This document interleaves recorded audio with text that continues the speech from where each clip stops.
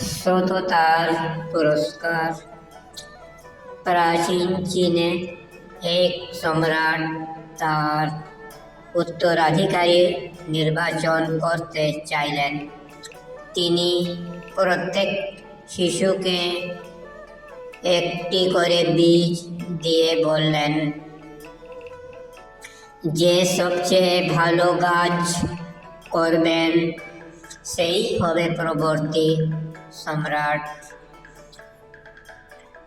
লিঙ্গ নামের একটি ছেলে খুব যত্ন নিয়ে বীজটি লাগালো। সে প্রতিদিন পানি দিত এবং ধৈর্য ধরে অপেক্ষা করত, কিন্তু কিছুই গজালো না। অনেক মাস পেরিয়ে গেল, তার টবটি খালি রইল। অন্য শিশুদের টবে সুন্দর সুন্দর গাছ ছিল।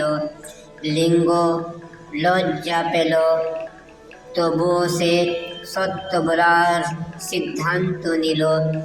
নির্ধারিত দিনে সবাই তাদের টব নিয়ে উপস্থিত হইল। লিঙ্গ নীরবে তার খালি টব নিয়ে দাঁড়িয়েছিল।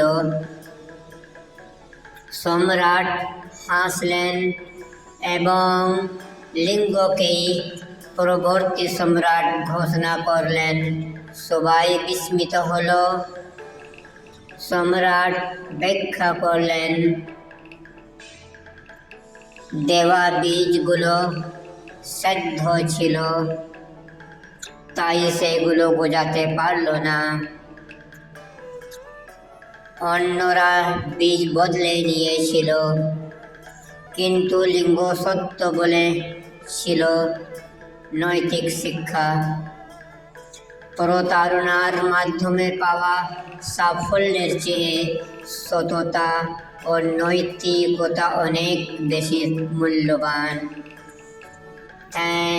শুক্রিয়া, ধন্যবাদ ফর ওয়াচিং।